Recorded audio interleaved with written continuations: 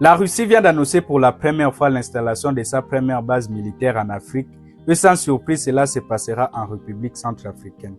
Si cela peut sembler comme étant une bonne chose pour la République centrafricaine car cette force pourra jouer le rôle dissuasif face aux multiples troubles de sécurité qu'a traversé et que traversent encore ces pays, il est tout aussi légitime pour nous de nous poser certaines questions.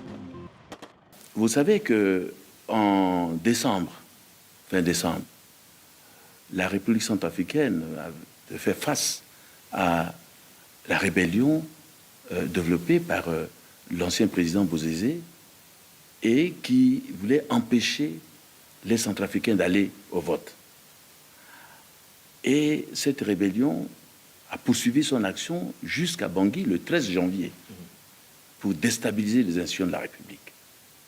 Nous étions obligés de faire appel à certains de nos partenaires avec qui nous avons... Mais pourquoi il y avait Sangari sur place, il y avait la MINUSCA? Pourquoi ne s'être pas appuyé sur ceux-là qui étaient là depuis des années et qui ont sauvé déjà la capitale, Bangui? C'est vrai, la MINUSCA est là, nous avons développé des programmes et aujourd'hui la paix devait revenir. Mais cette situation, cette guerre qui s'est déclenchée, la CPC prenait les villes de province et c'est arrivé aux portes de Bangui. Parce que, mais la MINUSCA était là. Les règles d'engagement de la MINUSCA, peut-être ne les ont pas permis de pouvoir stopper. Pour vous, c'est la mission de la MINUSCA qui est le maintien de la paix qui ne correspond pas, c'est ça? Leurs règles d'engagement ne leur permettaient pas de le faire, je le pense. Or, dans le cas des Russes, eux, ils vont au contact, là. Nous avons demandé à ce que certains pays avec qui nous avons des relations, des accords en matière de défense pour nous aider. Et c'est ainsi que le Rwanda l'a fait et la Fédération de Russie. C'est vrai que la Russie a joué un rôle capital face aux rebelles qui ont voulu prendre d'assaut Bangui en 2018 et que ces soldats ont aidé le pays à lutter contre ces rebelles. Cependant, quel est l'intérêt surtout pour la République centrafricaine d'abriter une base militaire capable d'héberger plus de 10 000 soldats en plein milieu d'Afrique? Pour la Russie, cela lui permettra d'assurer encore un peu plus ses intérêts grandissants dans le continent et de faire des interventions partout dans le continent de manière plus rapide au vu de la situation géographique de ces pays. Cependant, pour la République centrafricaine, beaucoup d'enjeux doivent entrer en compte. Les relations diplomatiques sont des relations qui peuvent changer d'un moment à l'autre. Il se pourrait que les relations entre ces pays et la Russie puissent se détériorer. Cette même base militaire pourra servir dans l'avenir des bases de déstabilisation.